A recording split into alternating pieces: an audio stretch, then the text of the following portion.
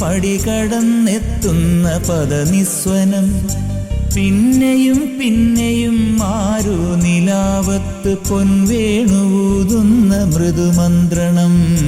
പിന്നെയും പിന്നെയും ആരോ കിനാവിൻ്റെ പടി കടന്നെത്തുന്ന പദനിസ്വനം. പിന്നെയും പിന്നെയും ആരോ നിലാവത്ത് പൊൻവേണൂതുന്ന മൃദുമന്ത്രണം. പിന്നെയും പിന്നെയും ആരോ ആരോ ആരോ. ചേട്ടാ, കഴിഞ്ഞ ദിവസം 8 തൊട്ട് 8:30 വരെ ചേട്ടൻ കുറേ കാര്യങ്ങളൊക്കെ പറഞ്ഞു. പക്ഷെ ഒരു കാര്യം എല്ലാവരും എടുത്ത് ചോദിക്കുന്നുണ്ട്, ആ തോക്കൊന്ന് കണ്ടാൽ കൊള്ളാമെന്ന് പറയുന്നുണ്ട്. എന്തായാലും അടുത്തൊരു തവണ തോക്ക് ഇനി വരുമ്പോൾ MLA കോട്ടേഴ്സ് വെച്ചിട്ടാ പോകുന്നത്. അതെ, പറഞ്ഞായിരുന്നു. അപ്പോൾ എന്തായാലും ഇനി വരുമ്പം അതൊന്ന് കാണാൻ ആഗ്രഹമുണ്ട്. കാരണം എല്ലാവരും ഈ പറയുന്നതല്ലാതെ ചുമ്മാതാ അത് കളിത്തോക്കാന്നൊക്കെ പറഞ്ഞിട്ട്. അല്ല, നീ ഒന്നാം തരുന്നത് അതിന് 5.5 ലക്ഷം രൂപ എൻ്റെ വില തന്നെ. ഓ, അത് ശരി. ചെക്കോസ്ലോവാക്യയുടെ. അത് ശരി. അപ്പം രണ്ടാമത്തെ സെഗ്മെന്റ് സവാരി ഗിരിഗിരിയാണ്. തുടങ്ങിയാലോ? നോക്ക്, സമയം കളയണ്ട. അത് മോഹൻലാലാ. സവാരി സവാരി ഗിരിഗിരി, സവാരി ഗിരിഗിരി. സവാരി ഗിരിഗിരിയിൽ ആദ്യത്തെ ചോദ്യം ശ്രദ്ധിക്കൂ. ലൂസിഫർ എന്ന സിനിമയിൽ അഭിനയിച്ചിരിക്കുന്ന പ്രഗത്ഭനായ സംവിധായകൻ ആരാണ്? A Sibi Malayil, B Joshi, C Fazil. Fazil ആണോ? ഓ, പാച്ചിക്കാൻ ഞാൻ എടുത്തിട്ട് പൂട്ടിയിരിക്കുകയാണ്. അവിടെ ഇരിക്കട്ടെ. ഒരു ചോദ്യം. ചേട്ടന് മുഖ്യമന്ത്രിയായെന്ന് വെച്ചു. ആയി, അല്ലേ ആകും, ഇന്നല്ലേ നാളെ ആകും. മുഖ്യമന്ത്രി ആയാൽ ചേട്ടൻ നടപ്പിലാക്കുന്ന ഏതാനും കാര്യങ്ങൾ പറയാൻ പറ്റുമോ? ചേട്ടൻ്റെ മനസ്സിൽ നടപ്പിലാക്കാൻ ഉദ്ദേശിക്കുന്ന. അതൊരു ഹൈപ്പോത്തിക്കൽ ക്വസ്റ്റ്യൻ ആണ്. കാരണം അത് സാധ്യത കുറവാണ്. ഒറ്റയാനായിട്ട് കിടക്കുന്ന ഞാനെങ്ങനെ മുഖ്യമന്ത്രിയാവും? പറയാൻ പറ്റത്തില്ല, സാധ്യത കുറവാണ്. വരട്ടെ. പക്ഷെ ഞാൻ മുഖ്യമന്ത്രിയാൽ ആദ്യം ചെയ്യുന്ന കാര്യം എന്താന്ന് ചോദിച്ചാൽ, എല്ലാവർക്കും ഭക്ഷണം, എല്ലാവർക്കും വസ്ത്രം, എല്ലാവർക്കും ശുദ്ധമായ വായു, ഇത് ഉറപ്പാക്കും. അത് ആൺപെൺ വ്യത്യാസമില്ലാതെ, അത് മതവ്യത്യാസമില്ലാതെ, കാസ്റ്റും ക്രീഡും നോക്കാതെ 3,63,00,000 ജനങ്ങൾക്കും ഇത് 3 ആദ്യം ഉറപ്പാക്കാൻ ഓർഡർ ഇടും. ഒരു വിട്ടുവീഴ്ചയും കാണുകയില്ല. അതിൽ ഈ മൂന്നാമത്തെ പറഞ്ഞ കാര്യം എങ്ങനെയാ ഉറപ്പാക്കുന്ന? വായു, ശുദ്ധമായ വായു. എയർ പൊല്യൂഷൻ തകർത്ത് കളയും. മുഴുവൻ പൊല്യൂട്ടഡ് അല്ലേ, ഇതൊന്നും അനുവദിക്കില്ല. അനാവശ്യമായിട്ടുള്ള സ്ഥാപനങ്ങളെല്ലാം നിർത്തിക്കളഞ്ഞു. എന്നിട്ട് പൊല്യൂട്ടഡ് ആയിട്ടുള്ള വെള്ളം പൊല്യൂട്ടഡ് ആണ്, അറിയാമോ? എയറും പൊല്യൂട്ടഡ്, അനുവദിക്കാൻ പറ്റില്ല. ഒരു സ്വസ്ഥമായി ജീവിക്കാനുള്ള അവസരം മനുഷ്യൻ ഉണ്ടാക്കി കൊടുക്കുക എന്നുള്ള ഏറ്റവും പ്രധാനപ്പെട്ട കാര്യം. ആദ്യം അത് ചെയ്യും. പിന്നെ ഭക്ഷണം ഞാൻ പറയല്ലോ, സ്ഥിരമായിട്ട് വേണമെന്ന്. അതുപോലെ എയറും വസ്ത്രവും കൊടുക്കും. പിന്നെ ചെയ്യുന്ന എന്താ, വിദ്യാഭ്യാസം ഇപ്പോൾ ഒരു ഇടതുപക്ഷ ഗവൺമെൻറ്റിൻ്റെ കാലത്ത് വിദ്യാഭ്യാസം മോശം എന്ന് പറയാൻ കഴിയില്ല. വളരെയേറെ കാര്യങ്ങളൊക്കെ വിദ്യാഭ്യാസ മന്ത്രി ചെയ്യുന്നുണ്ട്. പക്ഷേ അവരെ സംബന്ധിച്ചുള്ള ഒരു പ്രശ്നം എന്താണെന്ന് ചോദിച്ചാൽ, ഈ IT സംവിധാനത്തിൽ സംശയങ്ങൾ നിലനിൽക്കുക, അതിനെ കൂടുതൽ ശക്തിപ്പെടുത്തും. നെറ്റ് സംവിധാനം ശക്തിപ്പെടുത്തിക്കൊണ്ട് അത് ചെയ്യാൻ കഴിയും. തീർച്ചയായിട്ടും അത് ചെയ്യും. അത് ചെയ്ത് കഴിഞ്ഞാൽ അതുപോലെ തന്നെ എല്ലാവരും ഈ വലിയ ഇൻഫോസിസ് അവിടെ പോയി കുത്തിയത് ജോലി ചെയ്യേണ്ട കാര്യം എന്താ? വീട്ടിൽ ഇരുന്നാൽ പോലെ. എല്ലാവർക്കും, കേരളത്തിലെ മുഴുവൻ ആളുകൾക്കും വീട്ടിലിരുന്നുകൊണ്ട് ഈ നെറ്റിലൂടെ ജോലി ചെയ്യാനും സമ്പാദിക്കാനുള്ള അവസരം ഉണ്ടാക്കും. അതാണ് ഏറ്റവും പ്രധാനപ്പെട്ട കാര്യം. അങ്ങനെ വന്നാൽ പിന്നെ സ്വസ്ഥയും സുഖമായി ജീവിച്ചല്ലോ. പിന്നെ മൂന്നാമതൊരു കാര്യം ചെയ്യും. കേരളത്തിൽ നിന്ന് മദ്യം എന്നേക്കുമായി ഒഴിവാക്കും.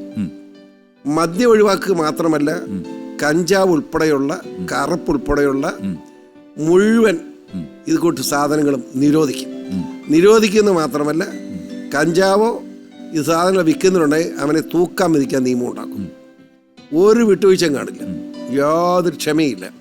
എന്നാൽ ചില ആളുകൾക്ക് മദ്യമില്ലാതെ ജീവിക്കാൻ പറ്റാത്തതുകൊണ്ട് അവർക്ക് വേണ്ടി സ്പെഷ്യൽ പെർമിറ്റ് ഉണ്ടാക്കി കൊടുക്കും. അവൻ കുടിച്ചോട്ടെ, അവൻ കുടിച്ച് മൂല കിടന്നോട്ടെ, നമുക്കൊരു വിരോധമില്ല. സമൂഹത്തിൽ ഇറങ്ങാൻ സമ്മതിക്കില്ല. മദ്യം സമൂഹത്തിന്റെ ഭാഗമാകാൻ അനുവദിക്കില്ല. ഇതാണ് വളരെ ശക്തമായിട്ട് ചെയ്യുന്ന ഒരു കാര്യം. ചേട്ടൻ പറഞ്ഞ എല്ലാ കാര്യങ്ങളും കേട്ടു.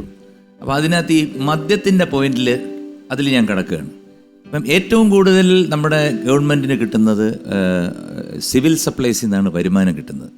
അത് ഏറ്റവും താഴേക്കിടയിലുള്ള ആൾക്കാർ തൊട്ട് മേളിൽ ഉള്ള ആൾക്കാർ വരെ. ലോട്ടറി ഉണ്ട്, ലോട്ടറി ഉണ്ട്.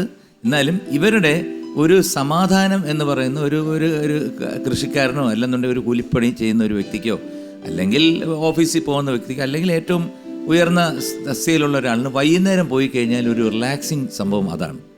അപ്പം ചേട്ടൻ പറഞ്ഞതിനകത്ത് മറ്റൊരു പോയിന്റ് ഉണ്ട്, അതിന് പെർമിറ്റ് വയ്ക്കുന്നത്. പക്ഷെ പെർമിറ്റ് വയ്ക്കുന്ന ഈ ദുബായിലും ബാക്കിയുള്ള എല്ലാ സ്ഥലങ്ങളിലും ഇതുപോലെ പെർമിറ്റ് ഉണ്ട്. ഇങ്ങനെ പെർമിറ്റ് വെച്ചിട്ട് അല്ല അങ്ങനെ വരുമ്പോൾ ഈ ചേട്ടൻ നിൽക്കുമ്പം ഈ വിഭാഗം വോട്ട് ചെയ്യുമോ? വോട്ടിന് അതീതമാണ്. വോട്ട് ചെയ്യോ ചെയ്യാതിരിക്കട്ടെ, യാതൊരു സംശയമില്ല മദ്യം നിരോധിച്ചേ മതിയാവും. മദ്യത്തിനെതിരായ ശക്തമായ നടപടി സ്വീകരിക്കും. അതോടൊപ്പം ഈ പെർമിറ്റ് കൊടുക്കണം. അതുപോലെ ഏറ്റവും ആദ്യം ചെയ്യുന്നൊരു കാര്യം ലോട്ടറി പരിപൂർണമായിട്ട് നിരോധിക്കും.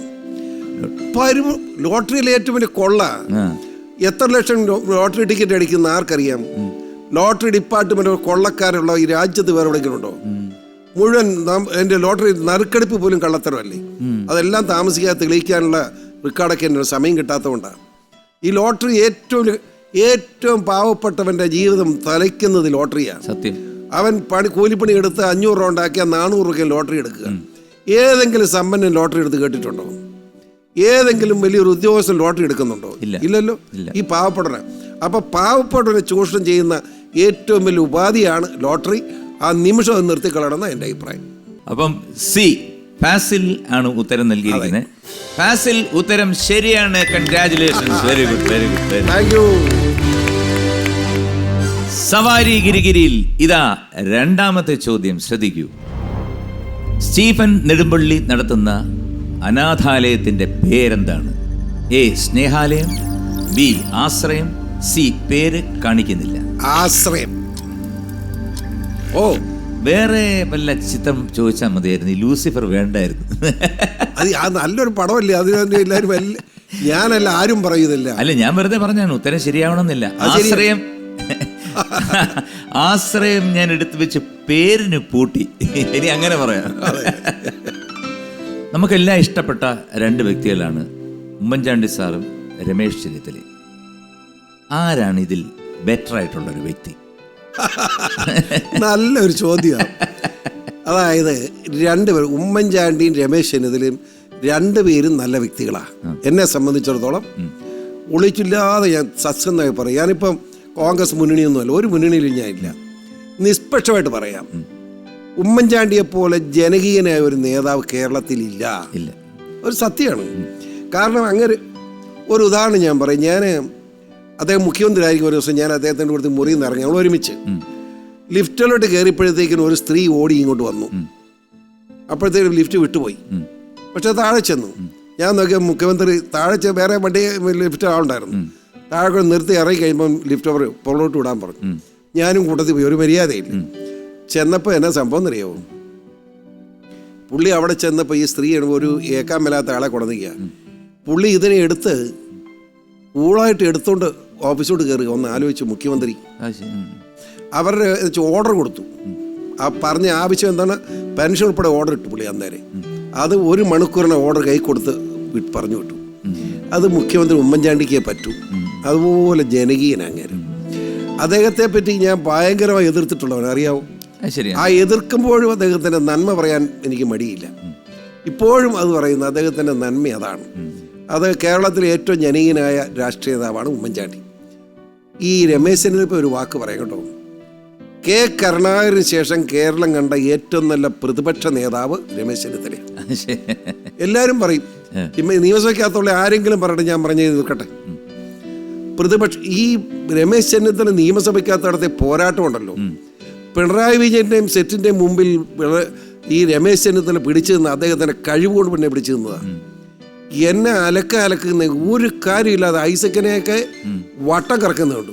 മുഖ്യമന്ത്രി ഡയറക്റ്റ് ഫൈറ്റാ. ഞാൻ രമേശ് ചെന്നിത്തല ഒരു ഏറ്റവും നല്ല പ്രതിപക്ഷ നേതാവാണ്. അതുകൊണ്ട് ഇവർ രണ്ടുപേരെയും തമ്മിൽ അങ്ങോട്ടും ഇങ്ങോട്ടും ത്രാസ് ഇടണ്ട. പ്രതിപക്ഷ നേതാവ് എന്നതിൽ രമേശ് ചെന്നിത്തല ഏറ്റവും ബെസ്റ്റാണ്. ജനകീയ നേതാവ് എന്നതിൽ ഉമ്മൻചാണ്ടി ഏറ്റവും വലിയ നേതാവാണ്. അതുകൊണ്ട് ത്രാസിലിട്ട് രണ്ടുപേരെയും തൂക്കുകയോ ചെയ്യരുത്. അത് കറക്റ്റായിട്ട് ഞാൻ നിൽക്കും. അതെ. അപ്പോൾ രണ്ടാമത്തെ ചോദ്യത്തിന് ഉത്തരം നൽകിയിരിക്കുന്നത് ബി, ആശ്രയം. ആശ്രയം ശരി ഉത്തരമാണ്. Congratulations. Very good, very good, very good, very good.